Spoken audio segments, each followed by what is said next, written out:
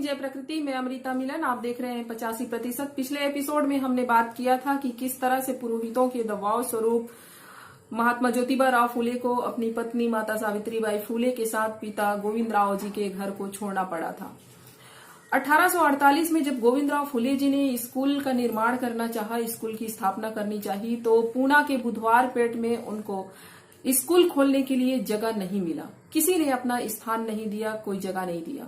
ऐसी स्थिति में ज्योतिबा राव फूले के जो मित्र थे शेख सुलेमान और शेख सुलेमान की जो बहन थी फातिमा शेख, इन्होंने ज्योतिबा राव फूले जी को अपने घर में उन्होंने स्कूल की स्थापना करने के लिए इनको न केवल जगह दिया, न केवल स्कूल के लिए जगह दिया, बल्कि ज्योतिबा फूले और माता सावित्रीबाई फूले को रहने के लिए मकान भी दिया।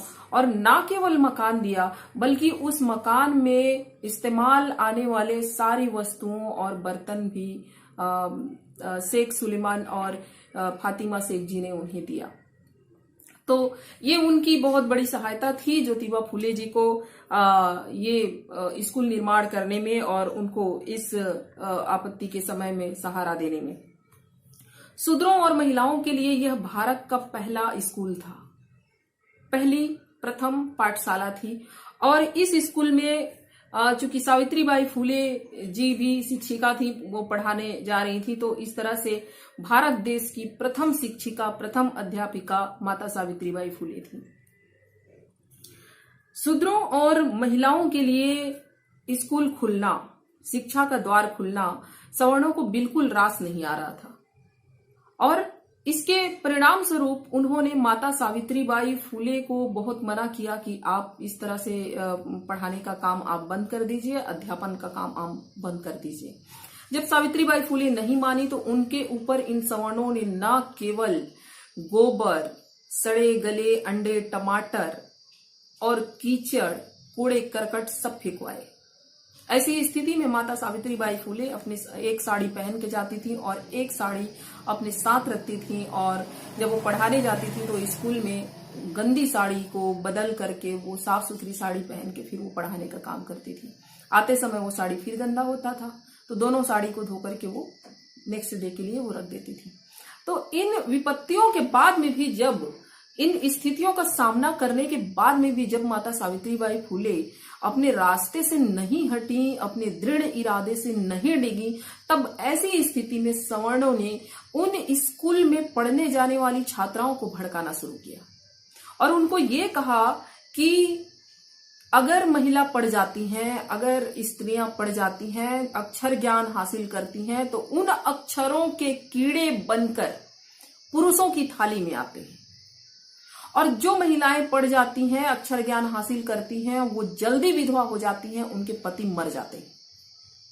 तो इस तरह से भड़काने का काम सवर्णों ने किया। और मैं आपको बता दूं कि इस विद्यालय में जो पहली पाठशाला 1848 में फूले दंपत्ति ने जो शुरू किया था, इस पहली पाठशाला में 4 जो विद्यार्थी थी, 4 जो छात्राएं थी, वो ब्राह्मण थी, एक छात्रा इसमें से मराठा थी और एक छात्रा गड़रिया थी। तो ये एक सामाजिक समानता की शुरुआत यहाँ से फूले जी करते हैं और एक ऐसी स्कूल की स्थापना करते हैं जिसमें शुरू से ही सामाजिक समानता रही है। और ऐसी स्थिति में छात्राओं को 1848 से, मैं आपको बता दूं, 1848 से 1852 आते आते तक, 1848 से 1852 आते आते तक फूले जी ने लगभग पुणे शहर और उसके आसपास के जो देहात थे उनमें लगभग 20 से 21 पाठशालाएं शुरू कर चुके थे। इनमें प्रौढ़शालाएं भी शामिल थी और ये 20 से 21 पाठशालाएं शुरू कर चुके थे। और शिक्षा के क्षेत्र में ऐतिहासिक कार्य के लिए ब्रिटिश सरकार के द्वारा ज्योतिबा फूले के मात्र 25 वर्ष की उम्र में सम्मानित किया गया। इस सम्मान समारोह में जो मेजर कैंडी थे, जो संस्कृत विद्यालय के प्राचार्य थे, उनकी अध्यक्षता में, मेजर कैंडी की अध्यक्षता में ये सम्मान समारोह आयोजित किया गया और 16 नवंबर 1852 को ये सम्मान समारोह हुआ जिसमें ज्योतिबा फूले को सम्मानित किया गया।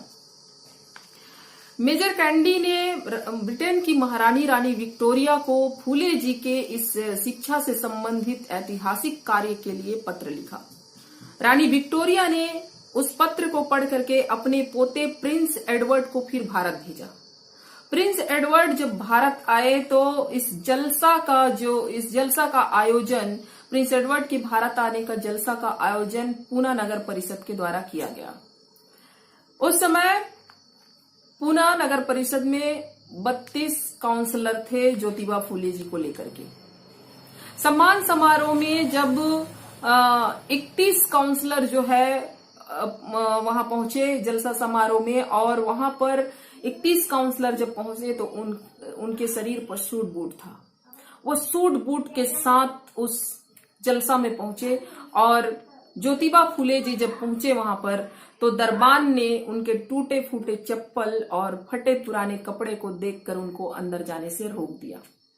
ऐसी स्थिति में वो गेट के पास ही खड़े रहे, और जब प्रिंस एडवर्ड ने एक एक करके 31 काउंसलर से परिचय लिया तो उसमें ज्योतिबा फूले को ना पा करके उन्होंने उनके बारे में पूछा। ज्योतिबा फूले के बारे में जब उन्होंने पूछा तो फिर बाहर से उन्होंने बताया कि ज्योतिबा फूले मैं हूं।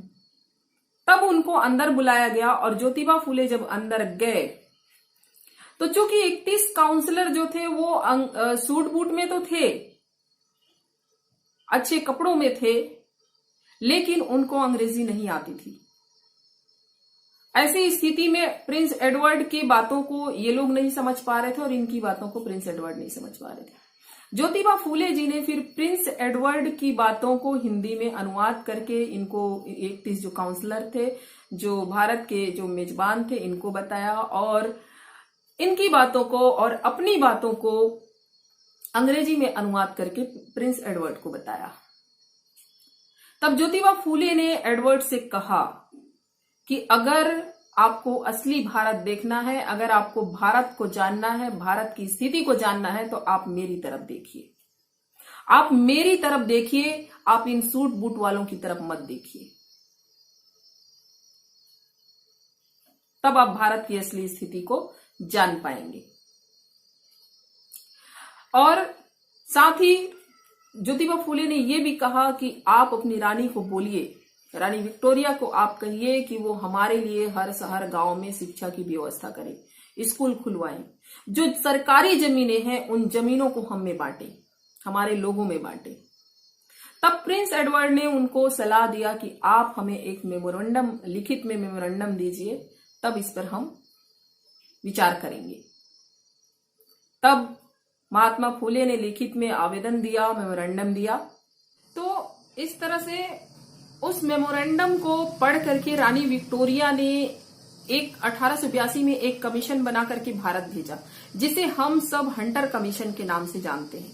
चूंकि उस कमीशन के जो अध्यक्ष थे उनका नाम था सर विलियम हंटर, इसलिए इस कमीशन का नाम हंटर कमीशन पड़ा। हंटर कमीशन को फूले जी ने आवेदन दिया, जिसमें शिक्षा, जमीन,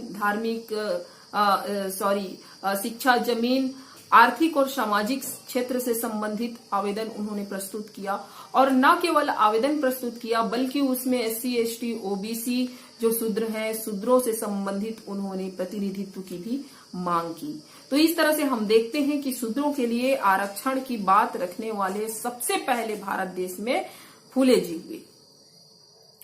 तो और फूले दंपत्ति ने न केवल शिक्षा के क्षेत्र में काम किया बल्कि उन्होंने उस समय की तमाम जो कुरीतियां थी, महिलाओं से संबंधित खास करके जो कुरीतियां थी, उसको दूर करने के लिए उन्होंने अपना जी जान लगा दिया था। जैसे कि उन्होंने 1864 में विधवा विवाह संपन्न कराया, विधवा विवाह को उन्होंने समर्थन दिया और 1864 में विधवा विवाह खुद संपन्न कराया भी। हम देखते हैं कि समकालीन जो सवर्ण थे, खास करके उस समय जो ब्राह्मण थे, ब्राह्मणों में विधवाओं की संख्या बहुत ज्यादा थी, विधवाओं की बहुलता थी। 1891 के खाने शुमारी के अनुसार महाराष्ट्र में ही 0 से 4 साल की जो विधवा थी उनकी संख्या 13,878 तक थी। कल्पना कीजिए, केवल महाराष्ट्र में 0 से 4 साल की विधवा 13,878। ये महसूस करने वाली बात है। 0 से 4 साल की बच्ची जिस पर ये वैधव्य का जीवन, इस उम्र में मां ही बच्चों की दुनिया होती है, और इस उम्र में वैधव्यता और उसी के साथ उनका बड़ा होना, और जिस तरह से वो बड़े होते जाते थे और बड़े होते होते उनको पुरुषों के हवस का शिकार भी होना पड़ता था। पुरुषों की हवस का शिकार तो वो होते थे, और ये जो हौसी थे, जो पुरुष थे, ये रिश्तेदार ही होते थे जिनके हवस का शिकार ये बच्चियां होती थी, ये विधवा होती थी। और उनके हवस के शिकार होने के कारण कई बार ऐसी स्थिति उत्पन्न हो जाती थी कि वो पेट से हो जाती थी, गर्भ से हो जाती थी। गर्भ अगर खत्म कर दिया गया तब तो ठीक है, अगर नहीं खत्म हुआ तो उस बच्चे को पैदा करने की स्थिति, उस बच्चे को पैदा करने की नौबत इन महिलाओं के ऊपर, इन विधवाओं के ऊपर आ जाती थी। ऐसी अवस्था में उन महिलाओं के पास आत्महत्या करने के अलावा और कोई रास्ता नहीं बचता था। पाप कोई और करे, अपराध कोई और करे, और सजा महिला भुगत रही थी। ऐसी स्थिति से उन महिलाओं को बाहर निकालने के लिए 1863 में फूले दंपत्ति ने बाल हत्या प्रतिबंध गृह का स्थापना उन्होंने किया, जिसमें इन विधवाओं के जो बच्चे होते थे, जो अवैध बच्चे होते थे, उनके लालन पालन की व्यवस्था थी। फूले दंपत्ति ने ऐसी विधवाओं के गुप्त प्रसूति के लिए प्रसूति गृह की भी स्थापना की, और उसी प्रसूति गृह में पैदा एक ब्राह्मण महिला थी, काशीबाई। काशीबाई ब्राह्मण विधवा महिला की का जो पुत्र हुआ, उसी पुत्र 1873 में उसी पुत्र को बाद में फूले दंपत्ति ने 1873 में गोद लिया। चूंकि इन्होंने अपना खुद का बच्चा नहीं लिया, और इस कारण से उन्होंने इस बच्चे को, काशीबाई के बच्चे को उन्होंने गोद लिया। और एक बात और मैं आपको बता दूं कि जब उस समय जो प्रसूति, जो विधवा होती थी महिलाएं, उन विधवा औरतों को मुंडन कराना होता था, उनको बाल रखने का अधिकार नहीं था। अब मुंडन कराने वाली स्थिति में उनके साथ क्या बीतती होगी। तब फूले दंपत्ति ने उस समय जितने भी नाई थे, उन नाइयों को समझाया, उनको वैधव्यता की जो एहसास होते हैं, जो उस भयानक जिंदगी का उन्होंने एहसास कराया, और उसके बाद में 500 नाइयों का उन्होंने हड़ताल कराया। नाई उनकी बातों को समझे, फूले जी की बातों को समझे, और 500 नाइयों ने मिल करके, एकजुट होकर के विधवा महिलाओं के मुंडन करने से इनकार कर दिया और हड़ताल कर दिया। आज के एपिसोड में हम इतना ही बात करते हैं। अगले एपिसोड में हम इसे कंटिन्यू करेंगे। तब तक के लिए बने रहिए हमारे चैनल 85% के साथ। जय भीम, जय प्रकृति, सब बखैर।